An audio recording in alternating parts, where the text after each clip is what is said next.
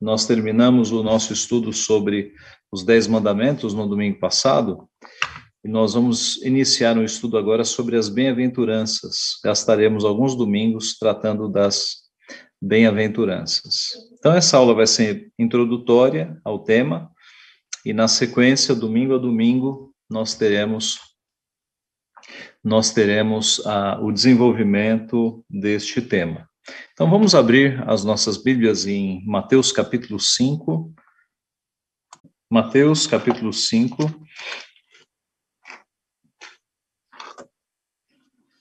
Versos 1 a 12. Mateus 5, 1 a 12, diz assim: Vendo Jesus as multidões, subiu ao monte e, como se assentasse, aproximaram-se os seus discípulos, e ele passou a ensiná-los, dizendo: Bem-aventurados os humildes de espírito, porque deles é o reino dos céus. Bem-aventurados os que choram, porque serão consolados. Bem-aventurados os mansos, porque herdarão a terra. Bem-aventurados os que têm fome e sede de justiça, porque serão fartos. Bem-aventurados os misericordiosos, porque alcançarão misericórdia. Bem-aventurados os limpos de coração, porque verão a Deus.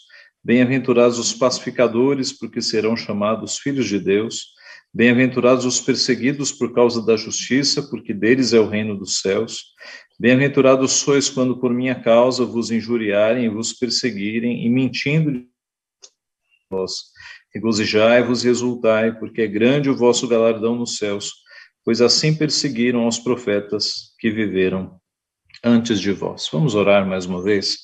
Pai Santo, somos gratos pela Tua palavra, te agradecemos, Pai, porque ela nos vivifica, ela nos admoesta, nos corrige, nos capacita para toda boa obra. Te agradecemos porque temos o privilégio, Pai, de receber a instrução que vem do Senhor durante séculos, milênios, e assim vivermos como o Senhor quer que nós vivamos, Pai. Te pedimos que nos abençoe neste estudo, no decorrer destes meses em que estudaremos esta porção da Tua palavra, que sejamos edificados pelo Senhor, alimentados e corrigidos também, Pai, quanto à nossa forma de viver. Ajuda-nos para que vivamos, de fato, como verdadeiros discípulos de Cristo, exalando o seu bom perfume, dando testemunho, bom testemunho, a fim de que os ímpios glorifiquem o Teu nome ao ver o nosso fiel comportamento. Ajuda-nos, Pai, a sermos praticantes da Tua palavra e não meros ouvintes, e a, de fato, não nos conformarmos com este século, mas termos a nossa mente transformada pela Tua palavra,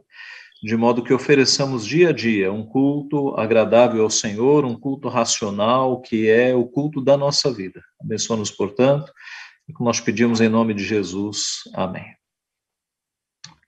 Meus irmãos, então essa aula é introdutória.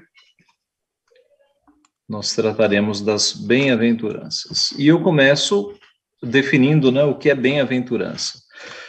Bem-aventurança é felicidade. Tá? A palavra utilizada no grego dá justamente essa ideia de muito felizes, muito felizes. Em algumas traduções em português você já tem essa tradução, né?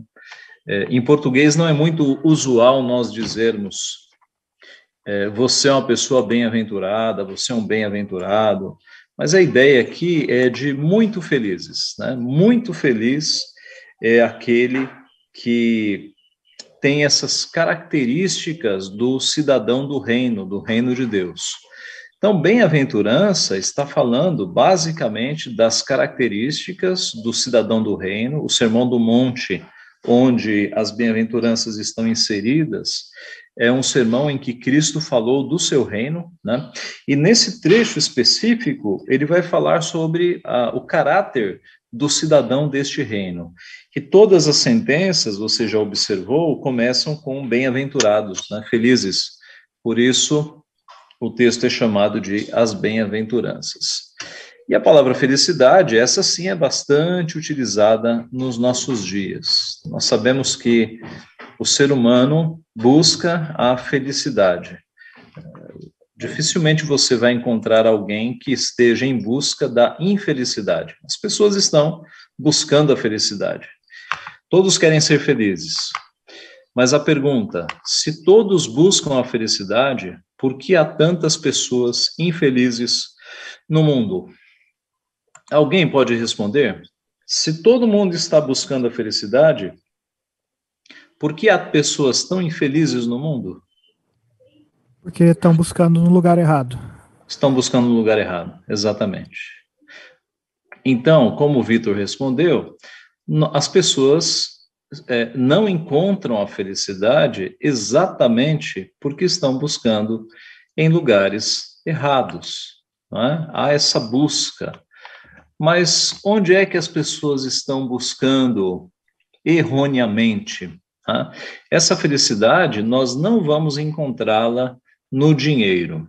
E a maioria das pessoas acha que a felicidade está no dinheiro. Tá? Há um dito popular que diz que você pode comprar a felicidade. Né? Você pode adquirir a felicidade por dinheiro. Mas por quê que nós não encontramos no dinheiro? Veja Salomão, Eclesiastes 2, de 1 a 11. Eclesiastes 2, de 1 a 11. Disse comigo: vamos, eu te provarei com alegria. Goza, pois, a felicidade. Mas também isso era vaidade. Do riso disse: é loucura. E da alegria, de que serve? Resolvi no meu coração dar-me ao vinho, regendo-me contudo pela sabedoria, e entregar-me à loucura, até ver o que melhor seria que fizessem os filhos dos homens debaixo do céu, durante os poucos dias da sua vida. Empreendi grandes obras, edifiquei para mim casas, plantei para mim vinhas, fiz jardins e pomares para mim, e nestes plantei árvores frutíferas de toda espécie. Fiz para mim açudes, para regar com eles o bosque em que reverdeciam as árvores. Comprei servos e servas, e tive servos nascidos em casa. Também possuí bois e ovelhas, mais do que possuíram todos os que antes de mim viveram em Jerusalém. Amontoei também para mim prata e ouro e tesouros de reis e de províncias. Provi-me de cantores e cantoras e das delícias dos filhos dos homens, mulheres e mulheres. Engrandeci-me e sobrepujei a todos os que viveram antes de mim em Jerusalém. Perseverou também comigo a minha sabedoria. Tudo quanto desejaram os meus olhos não lhes neguei, nem privei o coração de alegria alguma, pois eu me alegrava com todas as minhas fadigas, e isso era a recompensa de todas elas. Considerei todas as obras que fizeram as minhas mãos, como também o trabalho que eu, com fadigas, havia feito. E eis que tudo era vaidade e correr atrás do vento, e nenhum proveito havia debaixo do sol. Muito bem, então veja o testemunho aqui de Salomão, né? O caminho de riquezas de Salomão e o que ele fez com as suas riquezas. É claro que a história de Salomão é bem diferente de qualquer outra história que nós possamos comparar, né, de algum outro rico. Por quê? Porque Deus deu a oportunidade para Salomão pedir algo e ele pediu sabedoria, não pediu riqueza, ele pediu sabedoria. E Deus disse: porque pediste sabedoria, eu vou te dar sabedoria e vou te dar também riquezas. Né? Então, essas riquezas vieram do Senhor. Mas a gente pode fazer uma analogia muito interessante aqui, nesse sentido, quanto ao que o dinheiro pode comprar. E como Salomão foi alguém que experimentou o poder do dinheiro. Né? Quando ele disse, o poder das riquezas, né? Quando ele diz aqui que ele empreendeu grandes obras. Imagine um indivíduo tornando-se milionário, o que ele faria? Empreendeu grandes obras, edificou casas, plantou vinhas, jardins, pomares, fez açudes, comprou servos e servas, bois e ovelhas, mais do que possuíram todos antes de mim, grandes rebanhos, né? Salomão teve, amontoou ouro e prata, tesouros de reis e províncias, cantores e cantoras, mulheres e mulheres. E verso 10, tudo quanto desejaram os meus olhos, não lhes neguei. Imagine um homem que tem tanto dinheiro que tudo que ele vê, ele compra, ele compra. E qual é a conclusão de Salomão quanto a muito dinheiro? considerei todas as obras que fizeram as minhas mãos, como também o trabalho que com fadigas havia feito, e tudo era vaidade e correr atrás do vento. Nenhum proveito havia debaixo do sol. Então, Salomão é alguém que fala com toda a propriedade, porque ele experimentou o gosto das riquezas, não é? E a conclusão dele é que isso é vaidade. A palavra vaidade em hebraico dá a ideia de uma nuvenzinha, de uma fumacinha que se dissipa. E Salomão, então, diz que, na sua experiência, né, no alto da sua idade, que foi quando ele escreveu Eclesiastes, que isso é vaidade, é correr atrás do vento. A conclusão de Salomão, no final de Eclesiastes, é que a verdadeira felicidade está em temer ao Senhor. É lá que está o fundamento e o sentido da nossa vida. Então, Salomão percebe isso. Veja Eclesiastes 12, 13 e 14. Eclesiastes 12, 13 e 14.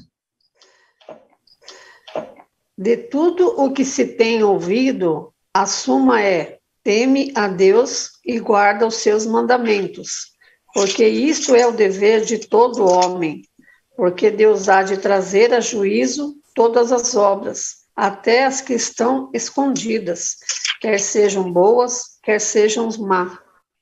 Então, Salomão termina o seu livro voltando ao princípio, né, que é temer ao Senhor. É ali que está o que Deus quer de nós e a verdadeira felicidade.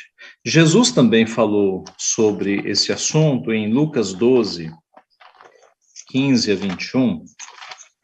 Lucas 12, 15 a 21,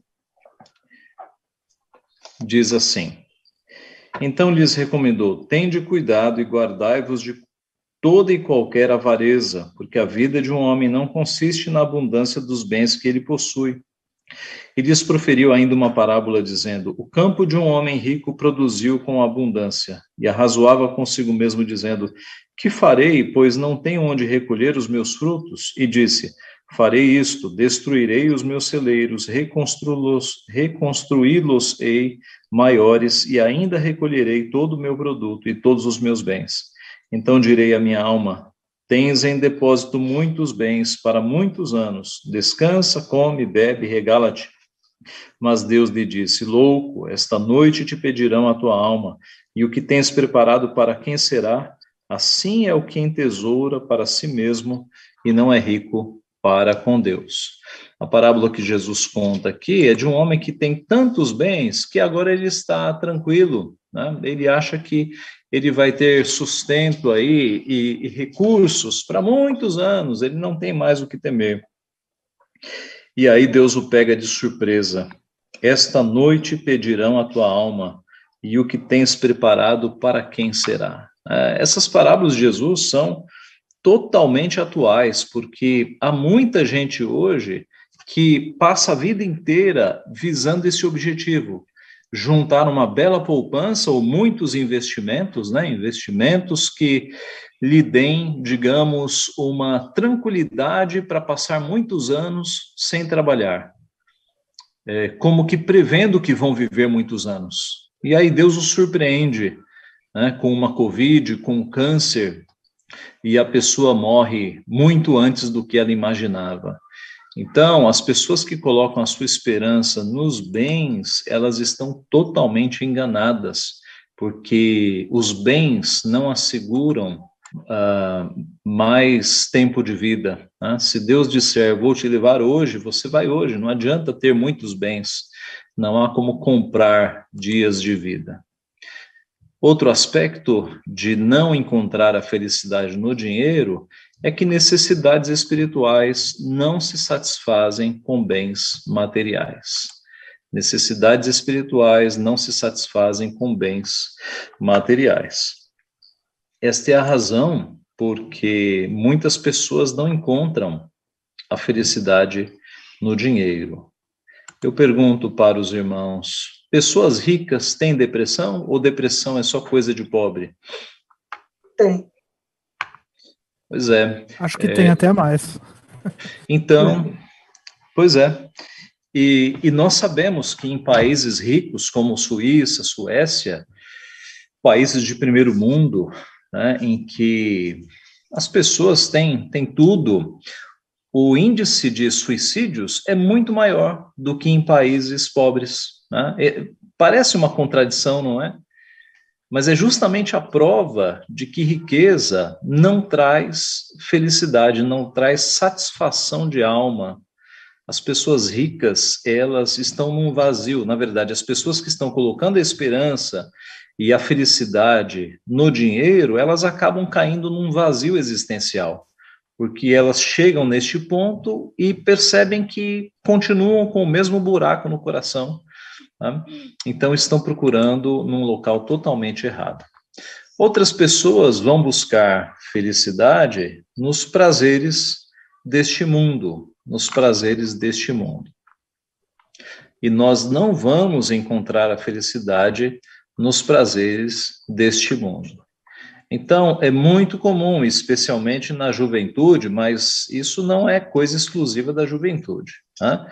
Muitos buscam a felicidade nas festas, nos finais de semana agitados, e não encontram. É uma busca constante, tá? Eu me lembro que quando eu trabalhava no banco, segunda-feira nós chegávamos para trabalhar, e eu trabalhava cercado de não crentes. Mas tínhamos 2 amigos crentes na mesma sessão. O resto era tudo, a grande maioria era de não crentes. E alguns colegas nossos, né, jovens, eu estou me referindo aí quando eu tinha 20 e poucos anos de idade. Alguns colegas nossos chegavam na segunda-feira cansados de tantas baladas que eles tinham frequentado no sábado e no domingo, né, de tanto que eles tinham bebido. E eles chegavam cansados e não chegavam felizes, né? Alguns chegavam de ressaca.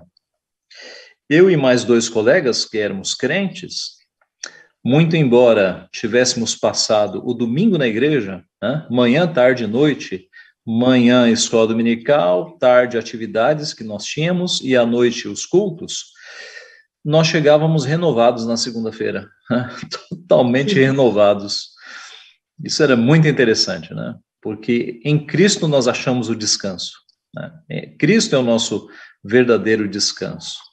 Então, essa busca por felicidade nos bailes, nas festas, nas baladas, isso não traz felicidade alguma. Nas diversões, né?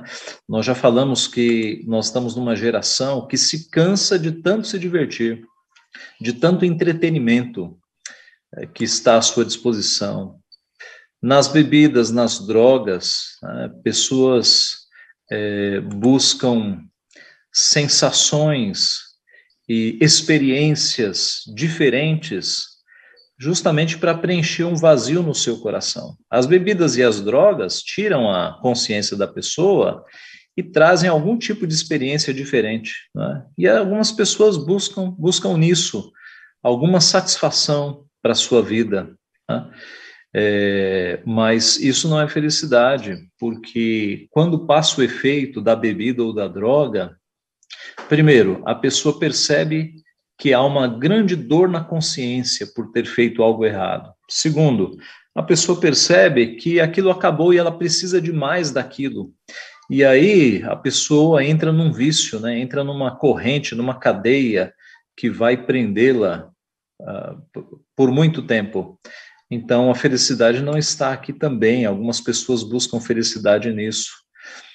E no sexo, né? Na imoralidade, nos desejos da carne. Muita gente acha que a felicidade está nessas coisas.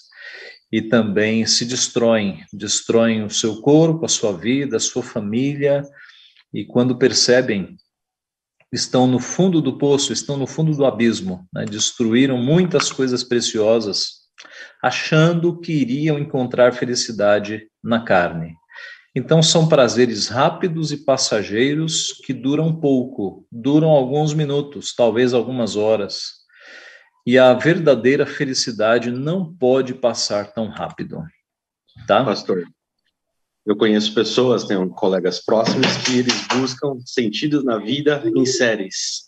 Então, começa uma série nova, eles começam a assistir e começam a utilizar o que eles aprendem com os protagonistas na vida deles.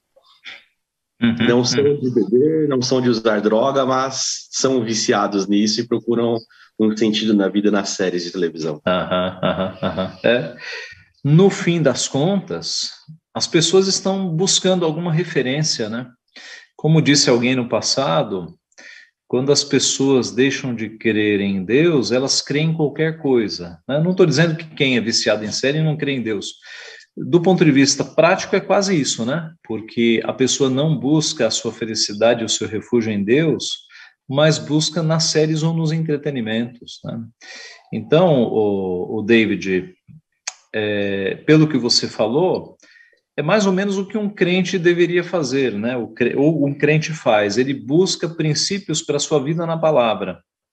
Aqueles que não seguem a palavra buscam princípios e modelos e exemplos nas séries, né? Em alguns protagonistas, né? De fato, se a pessoa não tem um padrão da palavra de Deus para buscar direção para a sua vida, ela vai buscar em algum lugar, né? Então, é equivocado de fato esse caminho. A verdadeira felicidade não pode passar tão rápido, né? Se existe uma felicidade, nós sabemos que ela existe, ela não pode ser frágil para durar só alguns minutos. A verdadeira felicidade é aquela que é permanente, que mesmo que você esteja numa cama de hospital, o seu coração está tranquilo, está seguro. Isso é verdadeira felicidade. Não depende das circunstâncias, se você está com saúde ou não, e certamente vocês conhecem pessoas, e muitas estão aqui entre nós, de que a pessoa está internada no hospital, está com uma doença grave, e mesmo assim ela está feliz com Cristo, né? A verdadeira felicidade, ela não é nublada pelas circunstâncias. A verdadeira felicidade não depende se você tem dinheiro ou não, como nós já falamos, e se você está namorando ou não, né? Uma palavra aqui para os mais jovens que não estão casados. Por vezes não, a maioria das pessoas solteiras acha que a felicidade virá com o casamento, né?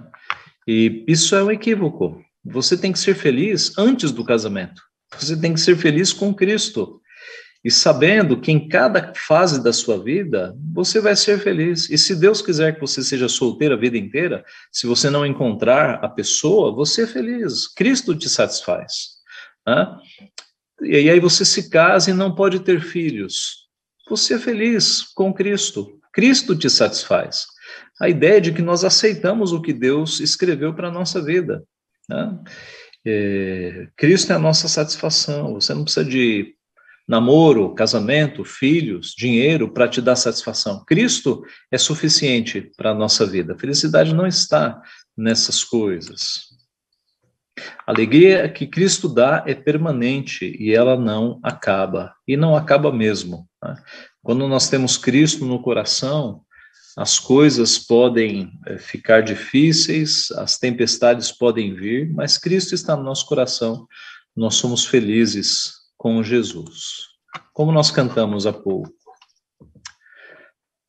A pergunta: por que artistas que têm tudo perdem o gosto pela vida? Aqui eu coloquei 3 exemplos, né? Kurt Cobain, que se suicidou, um artista, um cantor, um artista de banda, né, muito famoso. Renato Russo, que não se suicidou ativamente, mas perdeu o gosto pela vida, trancado numa casa, e deixou-se morrer, né, em profunda depressão. Essa jovem aqui, Britney Spears, uma menina que fez muito sucesso, muita fama, muito dinheiro, tentativas de suicídio também, e filha de crentes, viu? Filha de crentes. Mas ela se deixou seduzir pela fama, pelo dinheiro, e teve uma vida, ainda é viva, né? Espero que um dia volte para o Senhor. Mas é um exemplo essa menina de que fama, riqueza, sucesso, dinheiro não trazem felicidade, porque essa menina teve tudo isso e tem tentativas de suicídio na sua vida.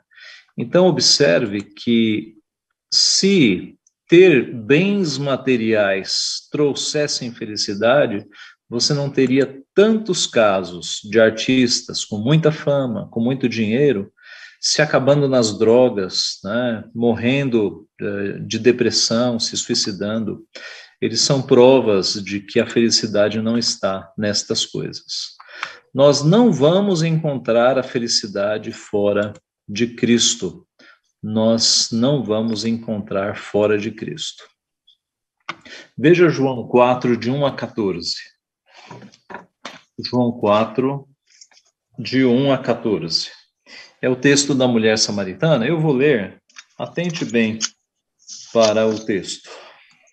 João 4, de 1 a 14. Quando, pois, o Senhor veio a saber que os fariseus tinham ouvido dizer que ele, Jesus, fazia e batizava mais discípulos que João, se bem que Jesus mesmo não batizava, e sim os seus discípulos, deixou a Judéia, retirando-se outra vez para a Galiléia. E era-lhe necessário atravessar a província de Samaria. Chegou, pois, a uma cidade samaritana chamada Sicar, perto das terras que Jacó dera a seu filho José. Estava ali a fonte de Jacó. Cansado da viagem, assentara-se Jesus junto à fonte por volta da hora sexta. Nisto veio uma mulher samaritana tirar água. Disse-lhe Jesus: dá-me de beber, pois seus discípulos tinham ido à cidade para comprar alimentos. Então lhe disse a mulher samaritana: como sendo tu judeu, pedes de beber a mim, que sou mulher samaritana? Porque os judeus não se dão com os samaritanos. Replicou-lhe Jesus: se conheceras o dom de Deus, e quem é o que te pede, dá-me de beber, tu lhe pedirias, e ele te daria água viva. Respondeu-lhe ela: Senhor, tu não tens com o que atirar, e o poço é fundo. Onde, pois, tens a água viva? És tu, porventura, maior que Jacó, nosso pai, que nos deu o poço do qual ele mesmo bebeu, e bem assim seus filhos e seu gado? Afirmou-lhe Jesus: quem beber desta água tornará a ter sede. Aquele, porém, que beber da água que eu lhe der, nunca mais terá sede. Pelo contrário, a água que eu lhe der será nele uma fonte a jorrar para a vida eterna. Disse-lhe a mulher: Senhor, dá-me dessa água para que eu não mais tenha sede, nem precise vir aqui buscá-la. Disse-lhe Jesus: vai, chama teu marido e vem. Ao que lhe respondeu a mulher: não tenho marido. Replicou-lhe Jesus: bem disseste, não tenho marido, porque 5 maridos já tiveste, e este que agora tens não é teu marido. Isso disseste com verdade. Então note, Jesus, ali por volta da hora sexta, a hora sexta é meio-dia, né? A contagem dos judeus começava às 6 da manhã, então 6 mais 6, 12, era no calor do meio-dia, uma hora em que as pessoas não saíam para tirar água. Os estudiosos acham que essa mulher estava indo buscar água ao meio-dia para evitar contato com as outras pessoas, porque ela era uma mulher de má fama, ela tinha tido vários maridos, né? Era uma mulher imoral para os olhos da época. Então, ela saindo ao meio-dia, ela não ia encontrar ninguém tirava água ao meio-dia, né? No calor do meio-dia. E Jesus está ali e ele trava esse diálogo com essa mulher, mostrando que a busca dela por felicidade acabaria se ela recebesse a verdadeira água viva. Onde é que estava a busca da felicidade desta mulher? Olhando para o texto, irmãos, o que vocês acham? Em achar um marido? A Vivian me disse aqui, em achar um marido. Exatamente. Quando Jesus fala, 5 maridos já tiveste, e este que agora tens não é teu marido, irmãos, para os padrões da nossa época, Brasil, século 21, ainda não é uma coisa muito normal ter 6 maridos, né? Ainda não é. Quando a gente vê algum artista no 6º casamento, ainda é motivo de notícia, né? Espero que Jesus volte antes que isso se torne normal. Agora, você imagina isso para os padrões da época do Novo Testamento. Essa mulher era uma imoral. Ela já tinha tido vários relacionamentos. Tudo nos leva a crer que a busca da felicidade desta mulher estava nos relacionamentos, né? Numa vida de carnalidade, né? Ela estava buscando ali. E Jesus vai no ponto. Quando essa mulher diz, eu quero essa água que não vai acabar nunca, Jesus vai no pecado, vai no ponto. Jesus não fala sobre riquezas, não fala sobre bens, não, ele vai no ponto, no pecado daquela mulher, na busca daquela mulher. Traz o teu marido, então, para que ela diga, não tenho marido, e para que Jesus revele os pecados dela, e justamente a busca incessante dela num poço que não tinha água, que era a busca dos relacionamentos. Então, note que a verdadeira felicidade não está nos relacionamentos, na carnalidade. Jesus é quem acaba com a sede espiritual do ser humano, né? Jesus é de fato a nossa busca última, né? Porque, como disse Agostinho, o ser humano tem um vazio no seu coração que só Cristo pode preencher. Outras coisas não preenchem, né? A figura que eu sempre imagino na minha cabeça, quando eu me lembro desta frase de Agostinho, é como se tivesse um buraco no nosso coração, parecido com esses brinquedos de criança, sabe? Que você tem um buraco quadrado e aí só a peça quadrada entra, né? Se você pegar uma peça redonda, não entra. É como se fosse isso, nós tivéssemos um buraco no coração e todas as peças que a pessoa tenta colocar, nada se encaixa. É só Cristo que se encaixa perfeitamente, que traz a verdadeira felicidade e a verdadeira alegria. Então, quem encontra Jesus, encontra de fato a felicidade, alegria verdadeira, paz verdadeira, certeza da salvação.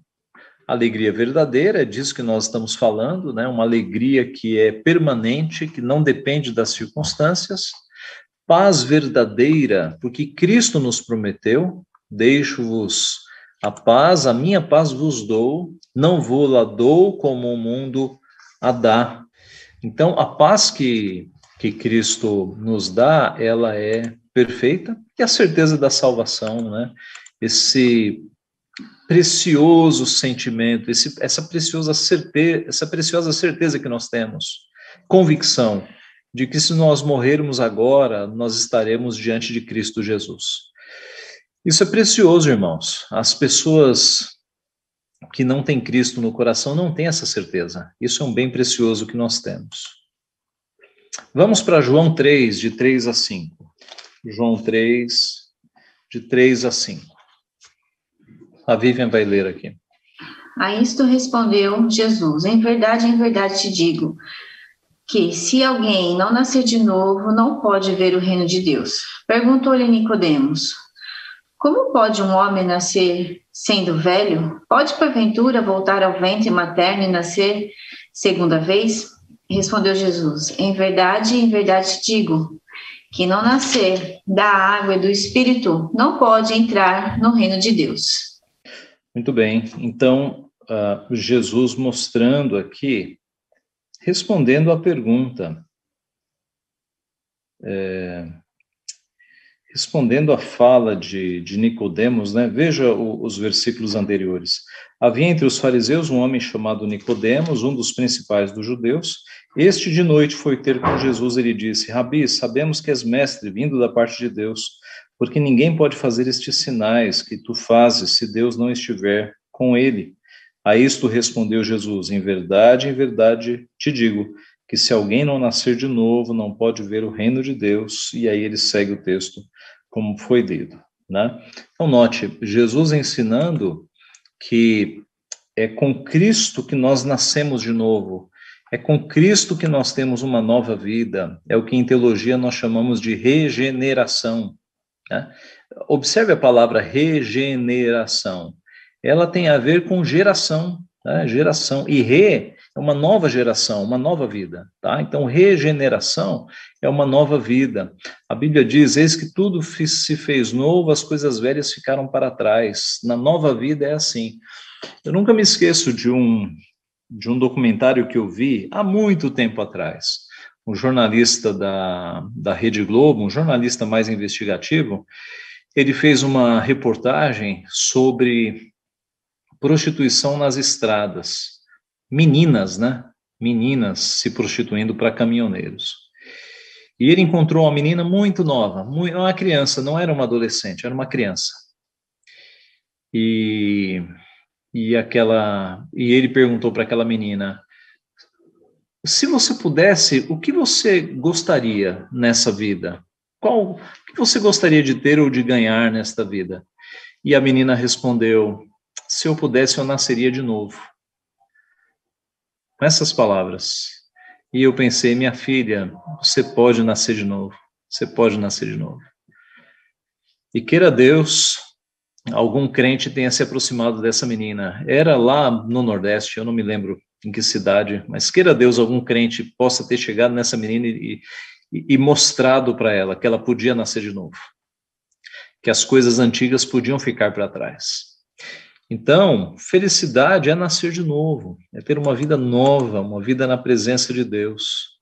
Eu coloquei aqui testemunho do Odair, que é uma coisa que me marcou também no passado, que é o seguinte: eu nasci em São Paulo e meus pais foram para um bairro muito pobre na Zona Leste, chamado Jardim Elba. Talvez alguém conheça ali, região do Sapopemba, Jardim Elba.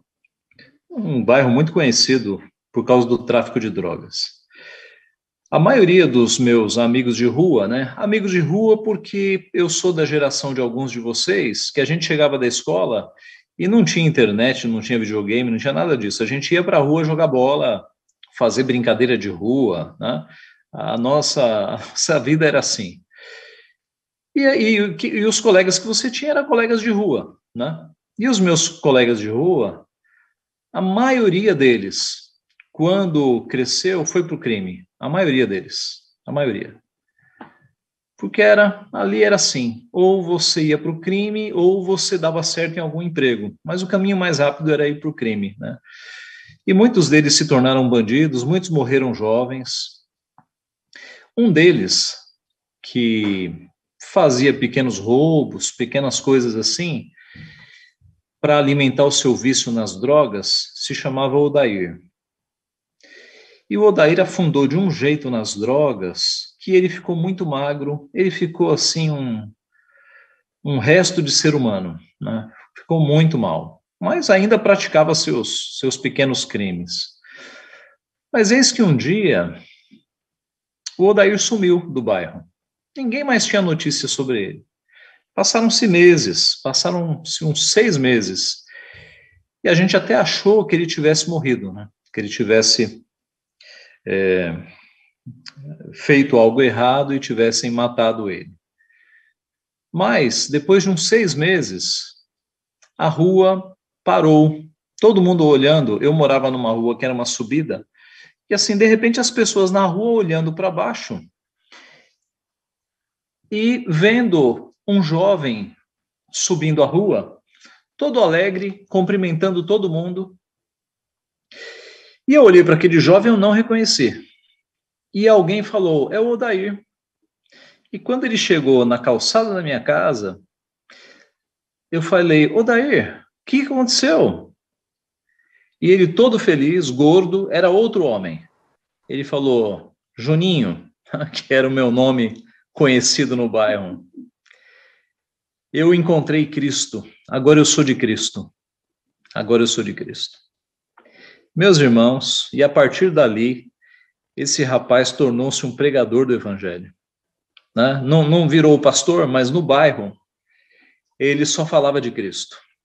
Por quê? Ele foi internado numa casa de recuperação, na casa conheceu o evangelho, e agora era outra criatura, outra pessoa, irreconhecível. Então veja o que o evangelho faz com as pessoas, né? O evangelho é de fato uma nova vida.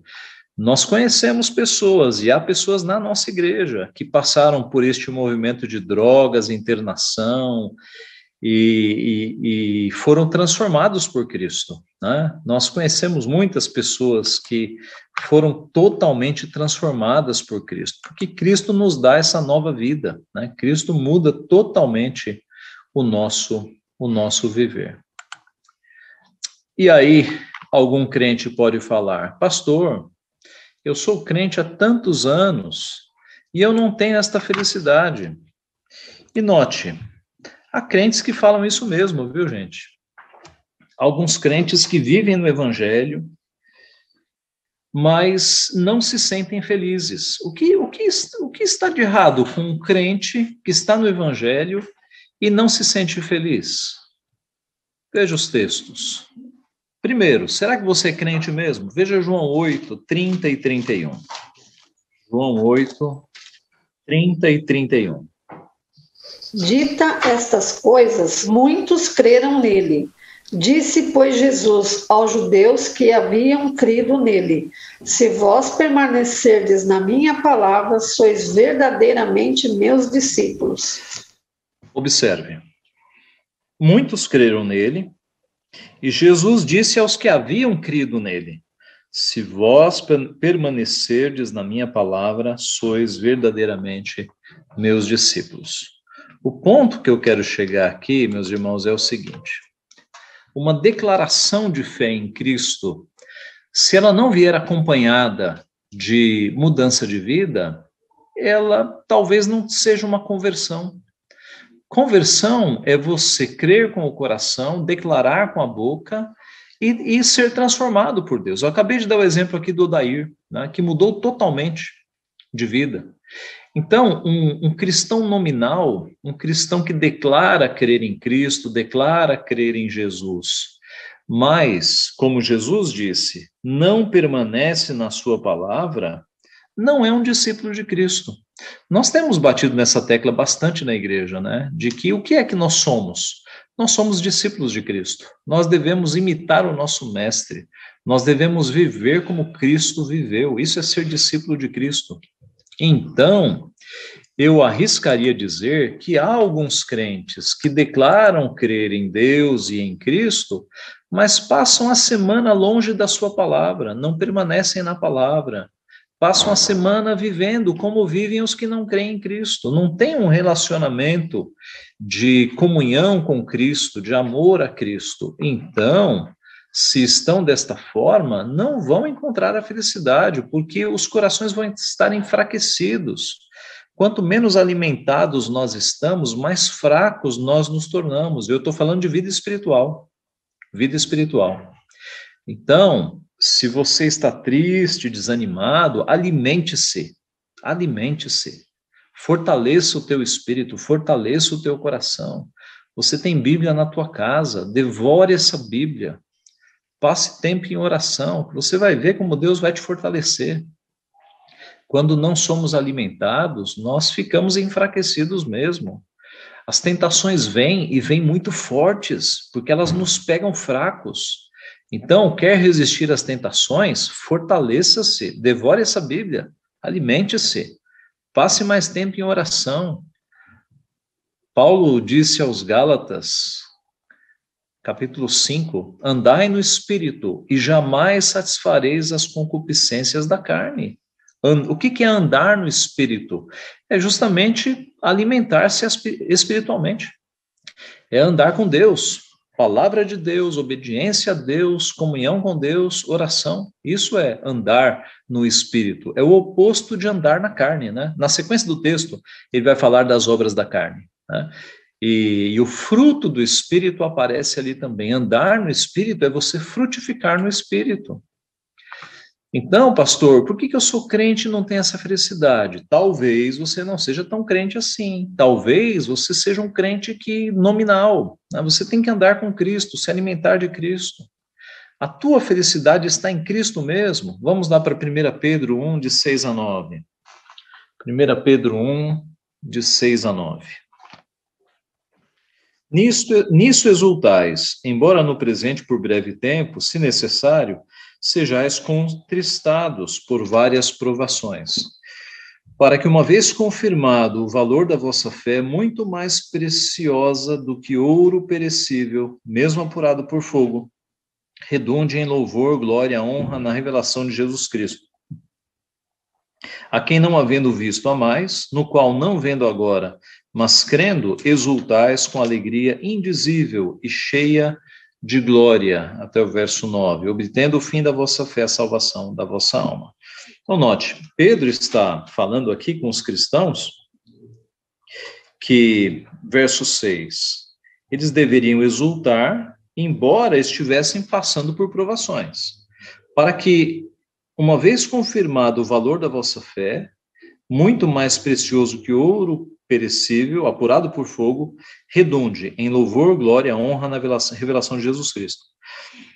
A quem não havendo visto a mais, no qual não vendo agora, mas crendo, exultais com alegria indizível e cheia de glória. Meu ponto aqui é o seguinte: Pedro usa essa expressão de exultar 2 vezes, e no verso 8, com alegria indizível. Observe, estes crentes estavam passando por provações. Mesmo assim, Pedro fala em exultar e ter alegria indizível. Alegria indizível é uma alegria que você não consegue dizer com palavras. É quando Paulo fala de coisas inefáveis, coisas que não podem ser traduzidas por palavras.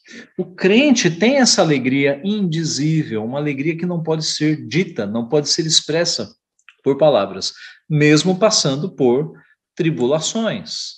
Então, a tua felicidade está em Cristo mesmo. Você pode dizer que em Cristo você tem essa alegria indizível, mesmo no meio das tribulações?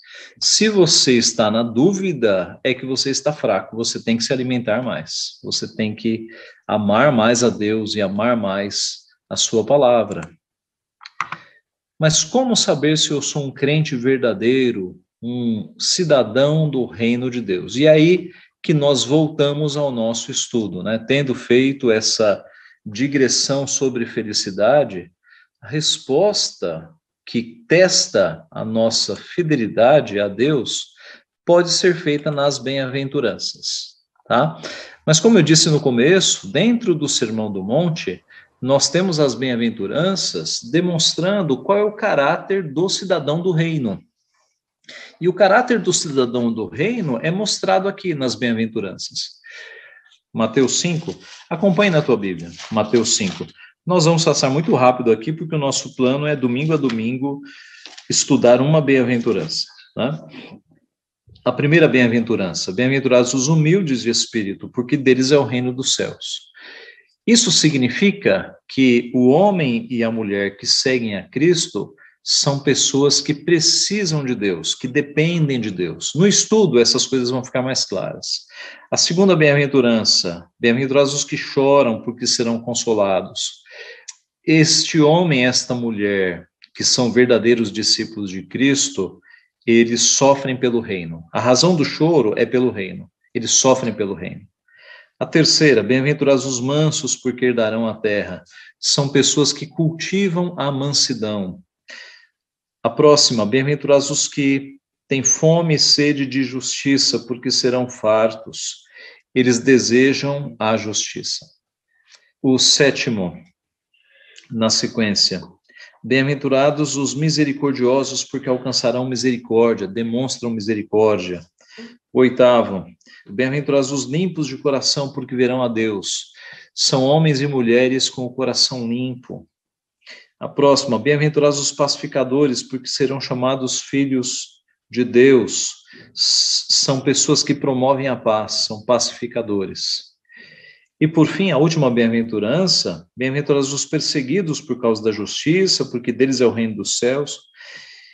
E o 11 está ligado ao 10. Bem-aventurados sois quando por minha causa vos injuriarem, vos perseguirem, mentindo disserem todo mal contra vós, regozijai-vos e exultai, porque é grande o vosso galardão nos céus, pois assim perseguiram os profetas que viveram antes de vós. O caráter, a pessoa, o homem ou a mulher que seguem a Cristo são perseguidos, invariavelmente são perseguidos. Então, as bem-aventuranças são um belo teste para nós percebermos se nós estamos, de fato, vivendo como discípulos de Cristo, tá? Se você me disser assim: mas pastor, eu nunca tive dificuldade nenhuma em ser crente, não perdi nenhum amigo, meus familiares nunca me trataram mal, olha, eu vivo uma vida normal, aí eu vou suspeitar se você está vivendo mesmo como um verdadeiro crente. Se você não tem nenhuma perseguiçãozinha, é que talvez você não esteja vivendo como um verdadeiro crente. Porque se você viver mesmo como um discípulo de Cristo, você vai incomodar. vai incomodar muito. Amigos não vão querer falar com você, eu me refiro a não crentes. Tá?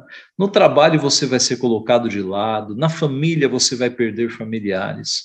Se você viver como Cristo viveu, que é o que nós precisamos, você vai incomodar muito, você vai ser perseguido. Tá? Então, é sobre isso que nós vamos falar nos próximos domingos. Nós vamos mostrar que a verdadeira felicidade, como nós demonstramos aqui, se encontra em Cristo. Ele é o nosso grande tesouro, ele é a nossa pérola de grande valor, ele é quem nos satisfaz, nele nós estamos satisfeitos. E nós veremos quais são as características daqueles que são discípulos de Cristo, uma a uma. Será um estudo muito bem proveitoso, se Deus assim quiser. Que Deus nos abençoe, então, que nós cresçamos neste estudo para a glória de Deus e que nós sejamos transformados, né? Possivelmente esses estudos tocarão em pontos em que nós estamos falhos e vai ser uma belíssima oportunidade de nós arrumarmos aquilo que está falho e avançarmos para que nós nos pareçamos cada vez mais com Cristo Jesus.